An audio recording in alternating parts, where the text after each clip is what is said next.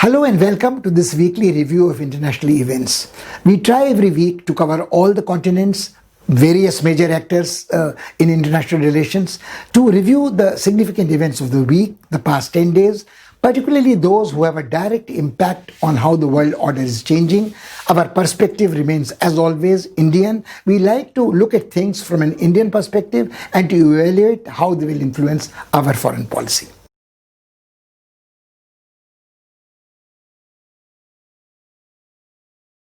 The most major event last week was an unexpected and a shocking one. Some refer to it as the Chinese betrayal of India.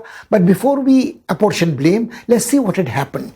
After a lull, no exchange of hostilities, no gunshots exchanged for almost 5 decades, suddenly there was a clash. And even this time the gunshots were not exchanged, but the loss of life was tragic and shocking.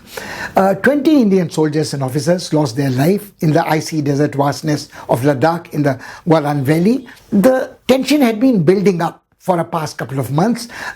Indian soldiers were deployed in large numbers on our side of what we call the LAC, the line of actual control, and the Chinese before that had amassed thousands of soldiers, heavy artillery, tanks, guns on their side, and the photographs we were treated to by the social media were pictures of jet fighters, helicopters parked in Tibetan airfields. They were flying over the Ladakh airspace. Now the interesting part is this, what we call the line of actual control is what is effectively treated as a status quo, the border between China and India. The border between China and India runs almost to 4,000 kilometers, 3,488 kilometers according to some, and some take it beyond 4,000 kilometers. It has never been accurately measured, nor is it possible to demarcate it. It is far more difficult to demarcate it because it runs through glacial moraines, through glaciers, it goes to watersheds which are peaks, snow-capped peaks higher than 5,000 meters. There are very high altitude passes, there are swift-flowing rivers, and there is this vast no man's land kind of a desert where even if you try to mark something, the harsh winds blow and the markers may not be there for long.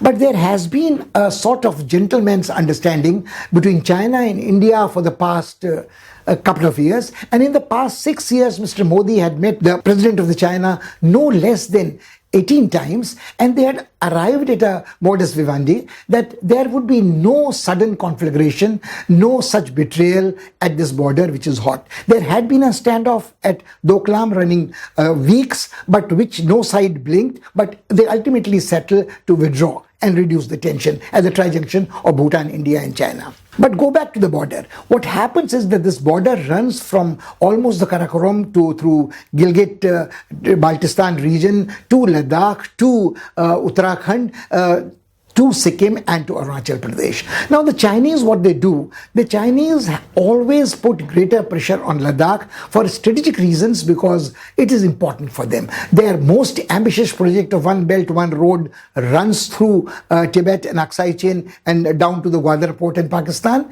So for strategic reasons, to control Central Asia, have the access to underbelly of Russia, to get down to Middle East and be a major actor there, to have unimpeded access to warm water is their intention. At the same time, they offer pinpricks to India even in Arunachal. They have conceded at the moment that India has sovereignty over Sikkim, but Arunachal, they occasionally keep protesting about visits of His Holiness the Dalai Lama there, or the Indian officers, serving officers, high-ranking officers in army visiting that place. They have been irritating Indians by giving stapled visas or denying visas to people from Arunachal or from Kashmir. So that is besides the point. The Indians have put up with these all pinpricks in the hope that slowly the confidence building measures would succeed and we would have a more peaceful relationship with China. So what happened suddenly on the night of 15th June has left Indians and the rest of the world puzzled. One interpretation is that the Chinese feel themselves almost in a tight corner at the moment. The world accuses them of inflicting the coronavirus from Wuhan to the rest of the world. They think that they pressurized WHO and did not allow WHO to issue warning in time for the rest of the world to protect itself. They also think that the trade war which Americans have declared or China has affected their economy in a manner, and when the Indians are offering themselves as an alternative where the American companies might shift, it may happen, it may not happen, because the Americans also believe in Make in America, America first. So it is not necessary that the American companies would move suddenly from China to India or we can accommodate them. Chinese are also worried and apprehensive about India's response to their downward aggressive expansionist thirst in South China Sea and towards Indian Ocean. Now, the 10 countries in ASEAN have different relationships with China, but they somehow or other are not very happy about China claiming rights over this vast body of water, which always has been treated as international waters, where everybody has freedom of navigation. The Chinese don't look with great favor India's proximity with the United States of America. Mr. Modi refers unabashedly to Trump being his good friend. Trump has been trying to draw India into the strategic partnership, which includes Quad, Japan, South Korea and Australia, and with US and India, they were planning joint exercises, naval exercises in the Indian Ocean, in the Pacific Rim. All this seems to contain China. Now, China doesn't like this, and China has put it bluntly. Its mouthpiece, the Global Times, which articulates the views of the government, has categorically said that India should not put all its eggs in the American basket. If it thinks that it can be a party to an anti-Chinese front, it will have to pay a big price for that. And I think even about the border, the rising tension on the border all along. Now it is also, in the hindsight, seems quite clear that the trouble with Nepal in the border in Limpiadhura, in Lipu Lake, in Kalapani sector was instigated at the instance of China. So China is putting pressure all over this disputed, unsettled border on India to say that, look, if you go closer to America, if you try to build up economic relationships other than China, then you will have to pay a price. And I think the Chinese official spokesperson have more than once rudely and repeatedly said that if India should not forget that if India does something provocative, another lesson like 62 can be taught to it. So since then, the Prime Minister has made a statement that nobody intruded into our territory, none of our posts was occupied, none of our soldiers was taken prisoner. Then the question begs itself, then how is it that 20 people, 3 officers and other men, and died, and 75 got injured, and 10 people, now we are being told, had walked away, lost their way, and they have been returned by the Chinese without any harm. Now, interestingly, just a couple of days back, what was being said is that these men their release had been secured after 10 stalks by high-level officers. So I think the trouble is that this blowing hot and cold in the same breath is counterproductive. It only makes government lose its credibility. It doesn't actually hurt the adversary. Now we come to the retaliatory action. How does India retaliate to whatever has happened? Now, the Chinese are laying claim to the whole of Galwan Valley, which they had earlier not done, and one doesn't know what they will do in Arunachal or in Uttarakhand or elsewhere. There may be exchange of fire, there may not be exchange of fire, and this fisticuffs, this brawl took place when supposedly the two sides were peacefully disengaging. So we can't trust China anymore. There is a very major trust deficit.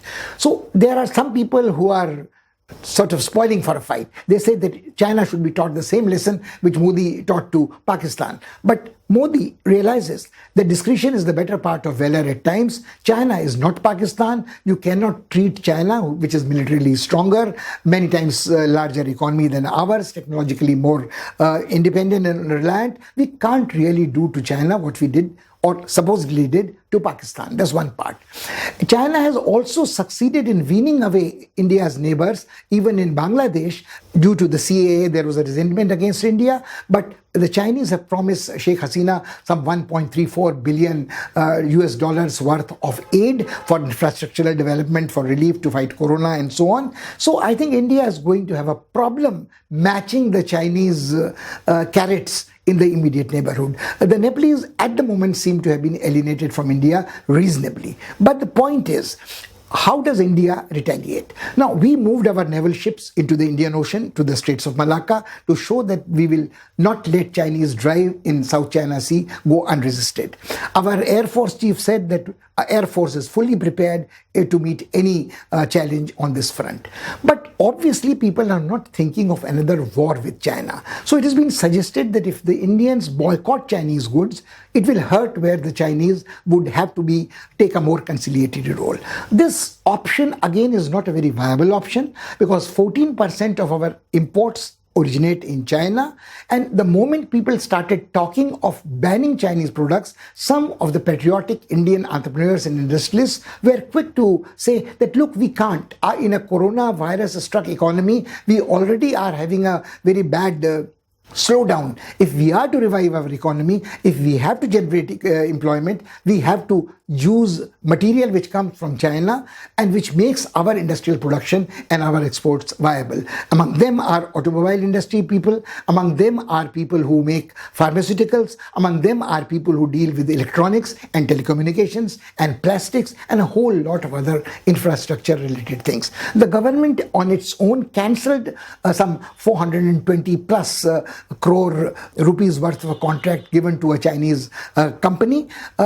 And also advised the BSNL not to use any Chinese equipments or ancillaries to upgrade its 4G. It also suggested and advised the private players to do the same. But I'm afraid it cannot be done overnight. We may dream of self-reliance, but that dream will take years to realize. And in the meantime, we are so dependent on the Chinese that the problem is even more acute. Before we boycott the Chinese goods, if the Chinese decide to increase the costs of their exports to India, withdraw tariffs, then I think we are in for a long drawn economic Cold War with China as well. So options are not easy, but we shall discuss how this is going to have a fallout on the rest of the world.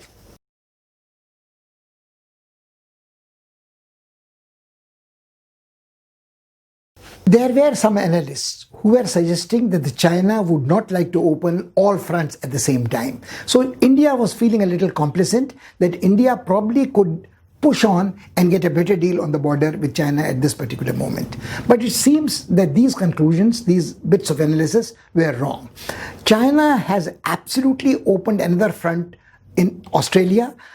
They not only banned the import of beef from Australia, they raised taxes on the barley there. They threatened Australia that the Chinese students would not go there, who were 10% of all the foreign students in Australian universities. But now the Australian Prime Minister has come out with a very, very disturbing statement that the Chinese tried to hack the Australian sensitive sites. There was a cyber attack which almost affected 90-95% of the targeted sites, and it seemed to follow a pattern. A similar cyber attack had been launched on Australia by the Chinese a couple of years back. Now this seems to be a cyber terrorist warfare which China is again using in Australia to demonstrate to the rest of the world that what it can do to Australia, probably, if need be, it can do to Europeans which don't fall in line.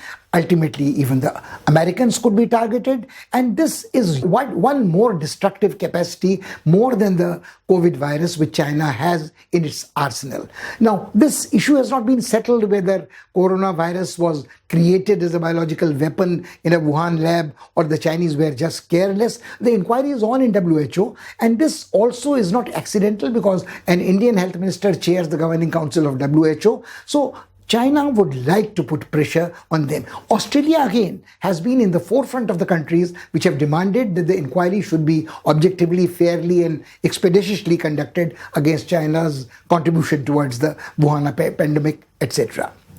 Now, is not only here that the Chinese are active or the Australians are worried. I think this kind of a beginning of a new Cold War is sensed elsewhere in the world also. So I think at the moment, unfortunately, Europe is caught up in problems of its own, Africa is caught up in problems of its own, but slowly it is going to dawn on people that China is not deterred either by American trade war or by the border dispute with India, or the resistance of various countries in Southeast Asia. It has tried to ram fishing boats of Philippines, fishing boats of Vietnamese, because it claims the Paracel Islands, which are controlled by Philippines, or the Spratly Islands, which fall into the territorial waters of Vietnam.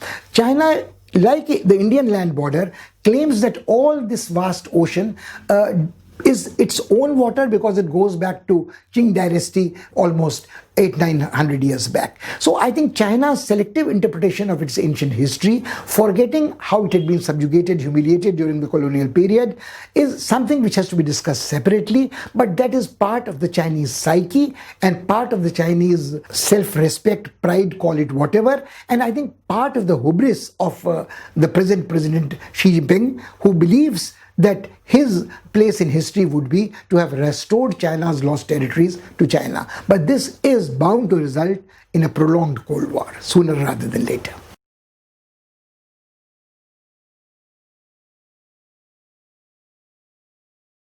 The North American continent doesn't seem to get any respite from the race rage at the moment.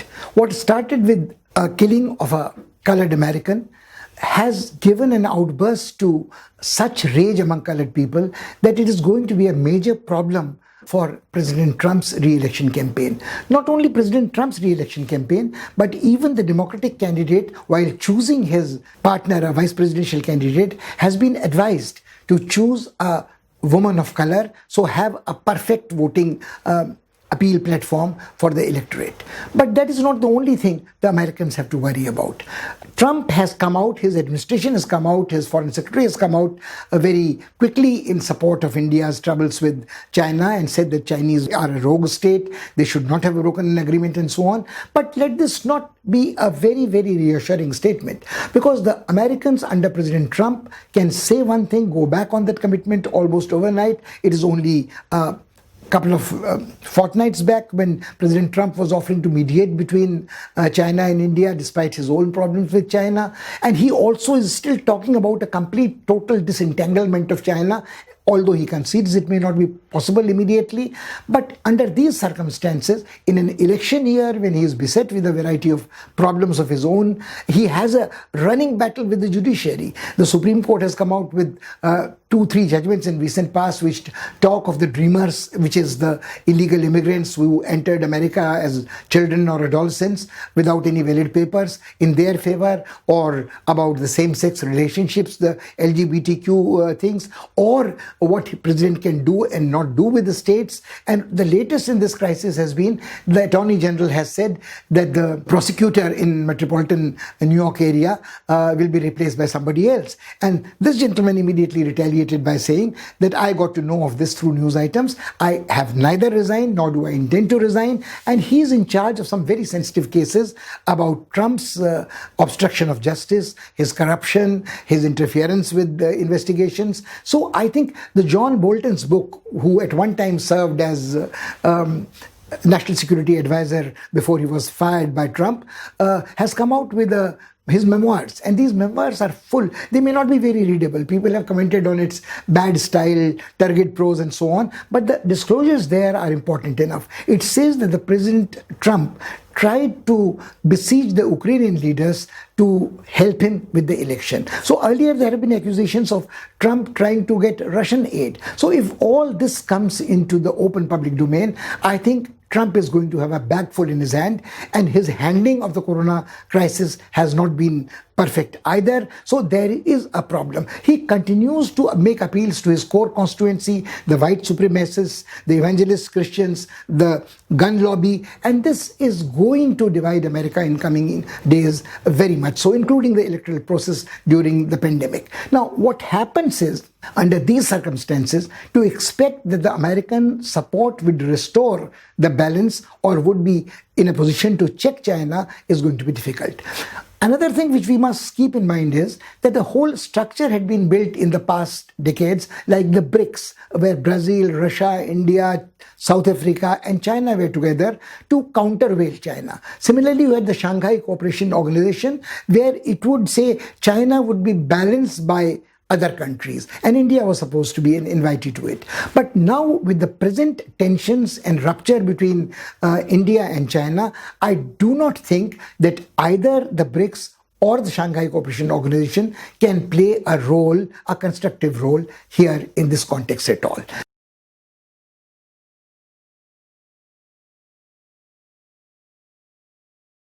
There are other small things. There are things like earlier it was Brazil, where the number of corona infected people has gone beyond 1 million. It's touching almost 100,000 casualties. But also this has happened that this has come to, pandemic has hit Argentina very hard, and Argentina is a left of center government, and it has recently nationalized a soybean multinational corporation, which Americans do not look with very great favor. Now the problem is Venezuela has been put under a stranglehold, but Venezuela has found ways, legal, illegal, to transport oil to destinations, including to countries like China. So the news reports tell us that there are tankers which fill up oil in Venezuela and make a ship-to-ship transfer somewhere in the high seas, and then those ships falsify the origin of oil and take it to China. Now these ship-to-ship transfers take place because not large giant tankers can go to shallow waters, shallow ports. So it is a done practice. But once it is done illegally, if there is an adventurous enough tanker captain to visit Venezuela, so the Chinese can help Venezuela for a long time to come.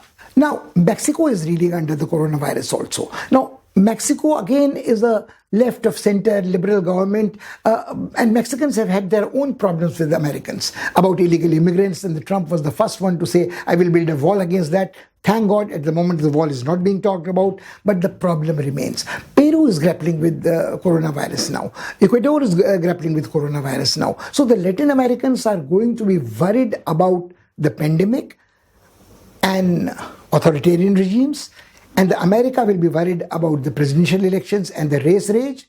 And Canada in the northern tip has been accused of systemic racism on its own part, and also its arms deals with countries like Saudi Arabia.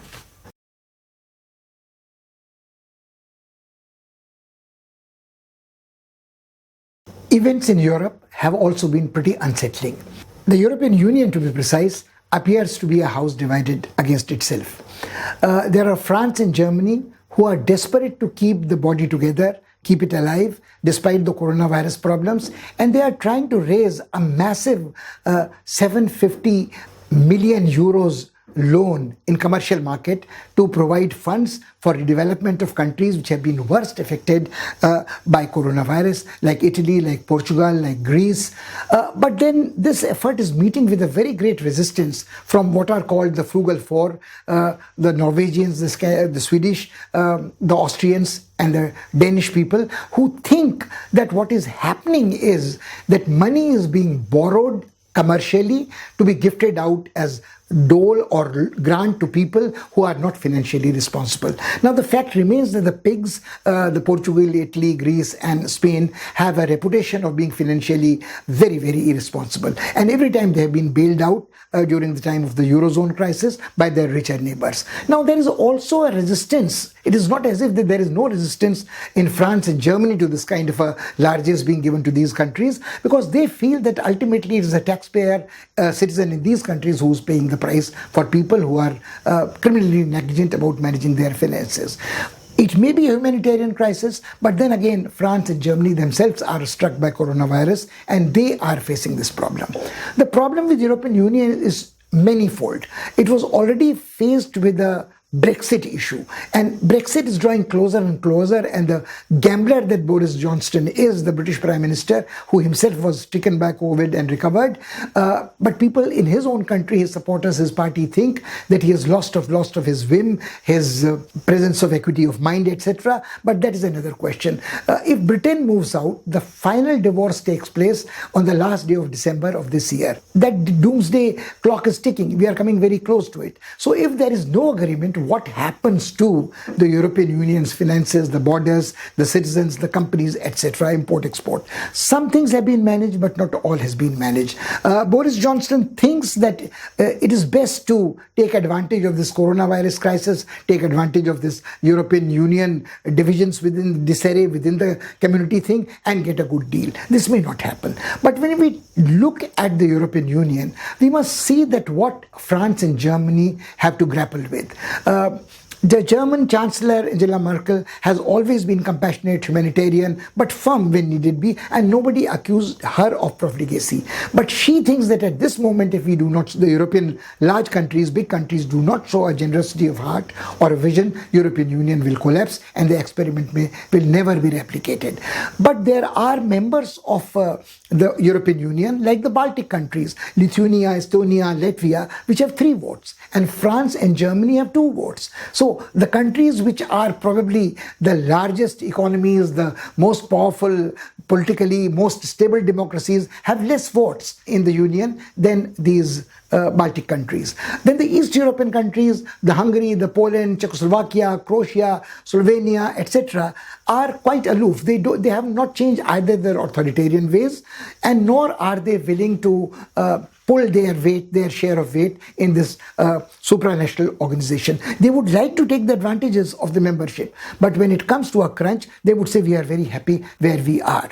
So I think then there are smaller countries which don't really matter, which is like Luxembourg, Monaco, Malta, you could say Cyprus, you could say Iceland, Ireland, who are all involved but not in the same manner. Now again, there are countries like Belgium and Netherlands that feel that why should they not receive corona aid when this is being bought. So the first issue which is dividing the European Union is whether there should be money borrowed in the commercial market, then should it be given as grants or loans, and how do we recover it. So the idea is the European Union was supposed to sit together and decide on a 7-year-long perspective. So somewhere in 2030 they thought this loan would be repaid, but that is too long a time in politics and much might happen in between. So European Union is faced with this crisis.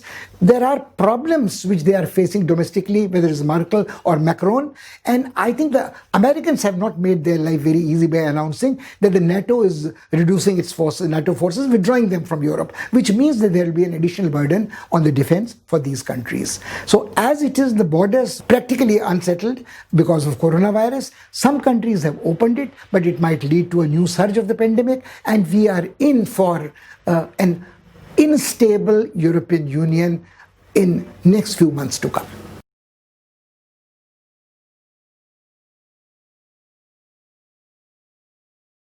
The rest of the world in different continents is grappling with problems of its own. Trump with presidential challenges in America, Canada with charges of systemic racism, as well as dealing in arms with countries which have human rights violation records. Latin America groping with coronavirus as well as authoritarianism and America's interpretation of the new Monroe Doctrine, as we have said repeatedly. There was elections to the Inter-American Development Bank, and the convention is that only a Latin American is normally elected to the presidency of this bank. But the Americans declared this year that an American experienced banker would be imposed as a president of this bank, made the Latin American countries feel very small and humiliated, and they are reminded that their sovereignty is limited and restricted. But all that is apart. When we move to the old world and we come to Europe, we saw that how European Union is having a problem of its own. And because of Europe grappling with problems of its own, some continents like Africa remain dark through no fault of their own and remain neglected. Now, what has been happening in Africa is that various countries in Africa are having large number of deaths due to coronavirus, but their infrastructure is so poor that people just don't care what disease a person is dying from. And not only that, there is widespread endemic malnutrition, droughts, famines, shortages, and much worse, intra and inter-tribal warfare, ethnic warfare, where lots of people are being killed. Mercenaries are fighting wars for multinational corporations and outside powers. It has been brought to the notice of the world throughout the last week that Sahel is developing, the area of Africa south of Sahara is developing into maybe another new Afghanistan. And why is it called New Afghanistan? Because the ISIL forces, which had been vanquished in Syria and Iraq, are regrouping in Africa. And they had used these as refuges, as sanctuaries even in past. And because most of these countries have poor infrastructure, the cities are very, very far apart located, their remote locations are very difficult to police monitor. So they have their bases there and they keep harassing, marauding legitimate governments, including in Nigeria, and control access to mineral resources, which continue to be exploited. They are referred to as blood diamonds or other minerals. Child soldiers are being used. This continues to happen in Burkina Faso, it continues to happen in Sierra Leone, it continues to happen in Mali, it continues to happen in Niger, and it continues to happen in Central African Republic, Republic of Congo, and the Democratic Republic of Congo. The heart of darkness in Africa, the central part of Africa, had seen unrestricted bloodshed throughout the past week or 10 days. Nothing seems to happen. The number of peacekeepers, whether they are United Nations, 1,500 vis-a-vis 15,000 versus 50, 60,000 of rebels or insurgents. The government forces refuse to enter areas captured by these people. There have been developments there, like the Burundian president allegedly died of coronavirus. The government said it was a heart attack. His successor has taken over, who was his trusted ally, lieutenant, and he also is an ex-army general, also not free from ethnic prejudice, and people don't know what is happening. So this is what in Africa is creating problems. Even in South Africa, which is supposed to be one of the developed nations, we have seen this irony that even after the end of apartheid, the gap between the lives of the whites and non-whites continues, the rich and the poor continues, and the horrible coexistence of superstition, tribal animism, and science is complicating life of the people there. Either there is a very corrupt president like Zuma who just ceased to be there, or there is a president who thinks that coronavirus is not serious enough. There are other problems like domestic violence during the lockout, which is a serious problem, all right. So when this racial upsurge takes place, South African white minority again is probably apprehensive about what the future of the country will be. But I think in the African continent, which in the past week was something which went almost unnoticed, was the feud between Ethiopia and Sudan about the building of a grand Renaissance dam on the Nile. And whether we like it or not, Egypt is also a party to it, because it thinks that it will restrict the flow of the river water in Nile in its share. So this is a massive scheme. What its environmental impact is has not been evaluated. The countries which are involved are not capable of raising funds on their own. Once they raise funds for this, what is going to be the disastrous environmental impact, safety factors, nobody has thought about this. And this has already led to shall we say, a fight for territorial jurisdiction between these two countries, very poor, strife-torn, and there. So I think African environmental degradation, African tribal warfare, insurgencies, the role of mercenaries there, and the amount of, again, we go back to China, when people think that there is a beginning of a new Cold War, because the Chinese have promised billions of dollars worth of infrastructural development in terms of urban city building, in terms of bridge building, in laying down railroads, airports, telecom, where these countries are so indebted, most countries in Africa are so indebted to China that they cannot speak against China. Now, this is what India should keep in mind, because when the Cold War, the first Cold War was on, India was a leader of the non-aligned movement. Today, there is no such thing as the non-aligned movement, nor is it possible for India to remain non-aligned when its own interests are threatened. So Africa is something which is going to be problematic concern for everybody. One never knows when another disease, virus might spill out of that continent, or where one conflagration there might draw. There is Italians have a presence there. Italians entered into a very odd deal with Egypt recently, which was very badly criticized. 2 years back, an Italian student was killed in Cairo, and the family and the people had objected that he had been illegally apprehended and tortured and killed, so there should be no dealing with Egypt. But Italian government now realizes that the economy is in such bad shape that $1.25 billion of arms deal they cannot look away from. So they have started supplying arms to an authoritarian regime in Egypt, which is going to create some instability in Italy. Now, similarly, France has the French legion posted in the Sahel region, in the French Francophone Africa, and they, whether they like it or not, will get drawn into the conflict there. So what their interest is, one doesn't know at the moment, but this is what the making of a new Afghanistan and a making of a new environmental crisis is there.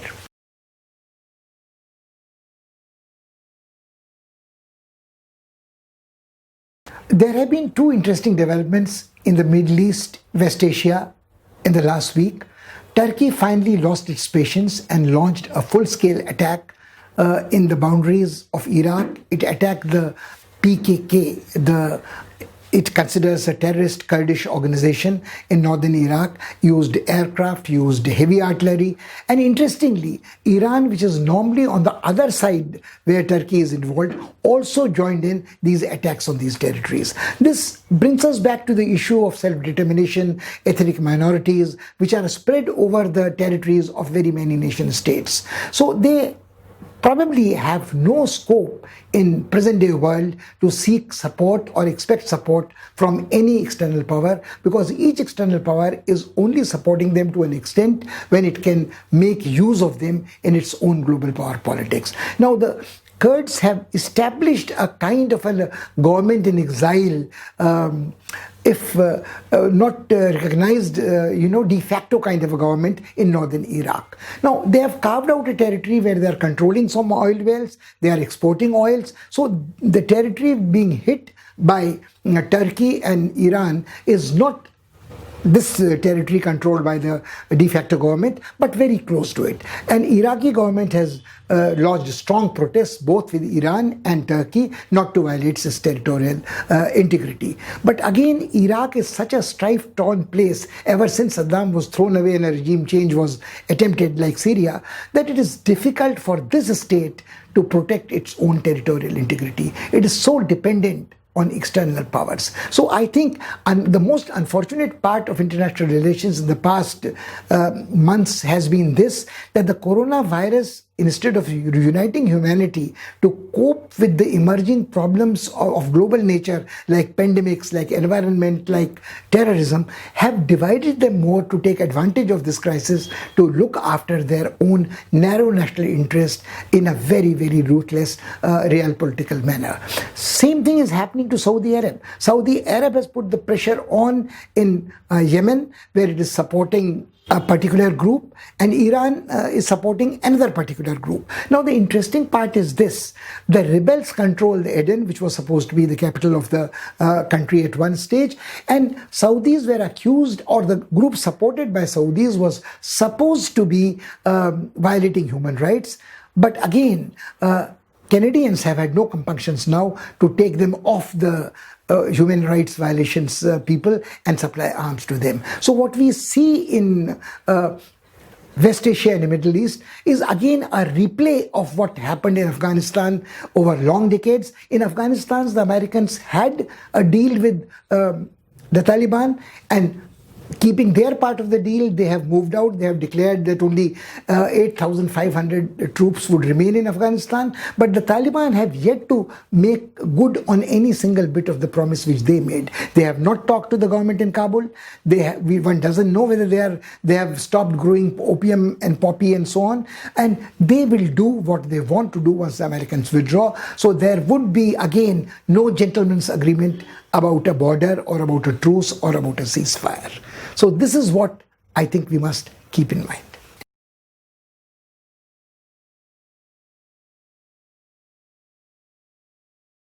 Ever since the outbreak of this corona crisis, the attention of all the countries in the world has been focused largely on China. How did the virus escape out of the Wuhan laboratory? How did it affect the rest of the world? How it will impact on China's economy and the rest of the world's economy? And in all this, Russia remains marginalized. I think it is time to cast a good close look at Russia and see what is happening there. The occasion for this was that the German Chancellor Merkel advised her European colleagues last week that the sanctions against Russia, which the European Union has imposed, should continue till January at least the next year. These sanctions were imposed on Russia after it invaded Ukraine, captured and annexed Crimea, and after that There was a high-level talks and the conference at Minsk, the capital of the Belarus, and an agreement was arrived at. There would be a truce, there would be a ceasefire, and slowly conditions would be allowed to return to normal. It has not happened for the post 5-6 years, and what has been suggested is that these sanctions are having no effect on Putin and Russia. He is doing with impunity what he is bent upon. There was a murder of a Georgian citizen who had once served as a commander in Chechnya, and he had turned against Putin subsequently and taken shelter in Germany. Even before that, a year before that, there was a German woman who was murdered, and people thought that this was perpetrated by Russian Secret Service agents. So the cases are under investigation, but there are tensions between Germany and Russia as such. As far as Ukraine is concerned, there is a problem because the Russians claim that the eastern Ukraine, the people who live there want to be united with their Russian brethren. They share the same ethnic ties, they have the same language. And also Putin's support base in Moscow is basically the ultra-nationalist Russians who believe that Ukraine is an indivisible part of Russia. It should get back to the fold of Mother Russia or Father Russia, call whatever you may. While the Ukrainians are concerned, they think that only 3% of the territory is involved in the conflict. The rest of eastern Ukraine is peaceful. And they believe that the Russians are worried about Ukraine because Ukraine is one of those republics which has become democratic, which has become more pro-Western, and it has taken the pressure of Russian aggression rather well. It has also crystallized their nationalism vis-a-vis the Russian nationalism. And I think their argument is that if the Russians had not posted and deployed their troops in this region, peace would have returned much earlier. The Russians have tried to retaliate by cutting down supplies of gas and oil to European countries, threatening them with worse consequences. But the Putin refuses to talk, and I think this is what has created the problem. Now, what is going to happen? European colleagues of Angela Merkel want to know whether these sanctions are serving any purpose or not. And I believe that there is a consensus among the Europeans that sooner or later they would have to talk to Russians. But talk to Russians means talking to Putin. And Putin may not be very willing to listen to advice. And if he thinks that he is getting away with use of force in Ukraine and furthering Russian interests, all talk about his internal ratings falling down doesn't make sense, because the people who support the Russian intervention in Ukraine are the ones who already are with Putin. So I think the world has to learn to live with this forgotten war also, which has raged for past 4 years, 5 years unabated. There has been, theoretically there is supposed to be a ceasefire and a truce, but it doesn't happen. And this has not made any difference to how Russia behaves. So I think both in the case of China and Russia, the Western expectations that economic sanctions will force them to fall in line have failed.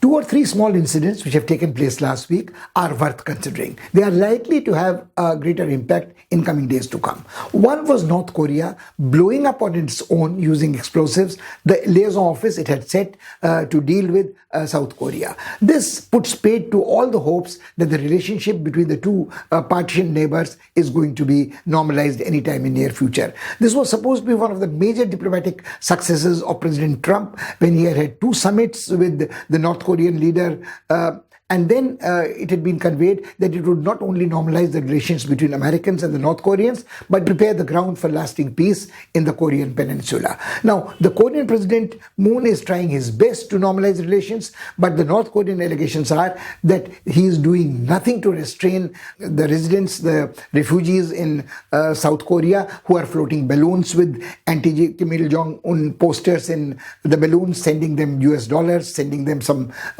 transistor radios, batteries, etc., which are considered to be highly subversive to destabilize a nuclear-powered regime in North Korea. So this is one part of the thing. And then the other part is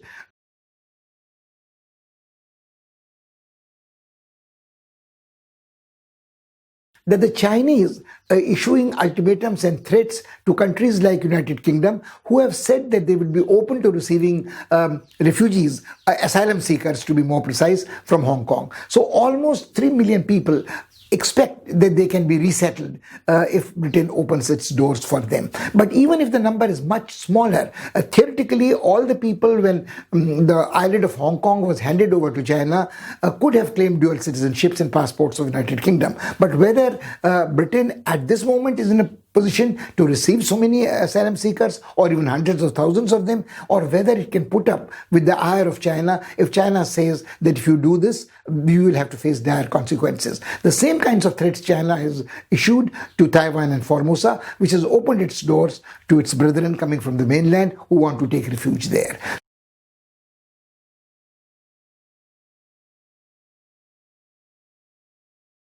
We are having a general heating up of tensions in Northeast Asia, in Australian continent, obviously in the Indian subcontinent, and in Africa. In Africa, again, the fight in Tripoli seems to be heating up.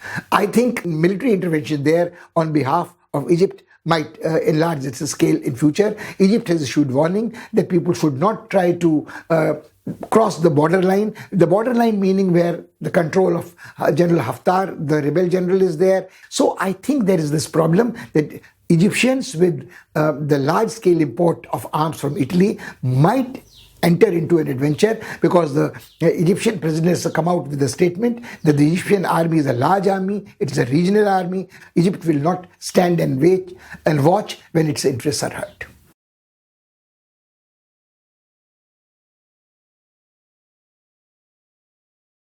One of the most interesting developments in the last week related to the way social media performs in international relations. President Trump, not known for his temperate language, posted on Facebook a particularly offensive comment. And in the present environment of the race rage against the racist views of white supremacists, it made the situation even more explosive. What was interesting that the Facebook did not take down the post. The owner of Facebook, Mark Zuckerberg, took the stand that the Americans value the freedom of expression, the First Amendment of the Constitution protects it, and there should be a platform which is available to both sides to express their opinion.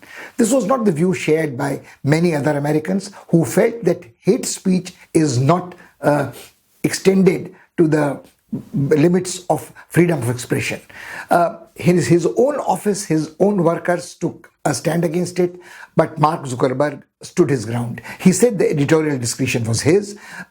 He said that at the best what they could do was to put a warning that others should not forward it, retweet it, or whatever it is, but that is what it is. The behavior of Twitter was very different. When the campaign managers of President Trump posted again a bit of a symbol which was offensive, which was a yellow triangle which the Nazis used to brand their prisoners with, it was immediately taken off. Now the interesting part is this, that some critics thought that this showed the double standards of the two social media platforms, Facebook and Twitter. But what is more interesting is that it is not as if that Mark Zuckerberg has always been sympathetic to the conservative president and Twitter has tried to project itself a little more liberal. If we look at their conduct elsewhere in the world, say for instance in China, both seem to be very sensitive to the pressure Chinese put on them. Apple has faced it as well. When the people demonstrating for right of freedom of expression or democracy in Hong Kong wanted a platform, the Chinese made it very clear to Google and Twitter that this would not allow it. And they temporarily denied this platform and the accounts of these protesters were closed. Let's contrast this with a few years back when Facebook, Google, Microsoft were called by the Indian government, and all of them had denied that they would succumb to the pressure of a foreign government. They said that they owed it to their customers the worldwide, and they would like to retain the information, sensitive information in the servers away from India. This is not what they did in China. When the Chinese put the pressure on, the Google at this moment has to confess that we try to abide by the rules of the country where we are doing business with, and if a sovereign country gives us certain instructions, we have to follow it. So there are double standards all over. But what is more interesting is whether it is Mark Zuckerberg, whose natural sympathies lie apparently with President Trump, or even the Twitter. Now, very recently, when President Trump addressed a half-empty stadium of supporters in his first ever major public meeting, some people said that it was a TikTok teenagers which have booked tickets as a prank for his rally and not turned up there. So half-empty stadium was a result of a social media campaign. Social media has been in news in Arab Spring, when the protests take place in Iran and so on. So I think in coming years, in the coming weeks, months, days, we are going to see more and more of how social media influences international events.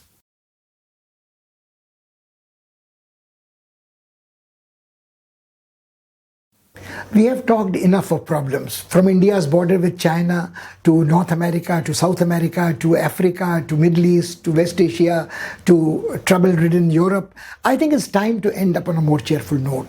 India was elected with a massive majority to the non-permanent seat of the Security Council, and for the next 2 years it would occupy a place on that high table. But the only reason for concern is that China, the principal adversary, remains a permanent member with a veto right. So how much India can do constructively in Security Council when it is faced with a veto-wielding member who's its principal adversary. Now again, whenever we take this review, we have not been able to keep in mind how India is going to balance or develop its relationship with Putin's Russia. So Russia has been supportive, but not as clearly, as explicitly as it had been in past, maybe in 62, maybe in 71. So India has to live with a UN system where a majority of the countries, the member countries, may vote for it to be elected to Security Council, but they may not necessarily blindly follow its policies.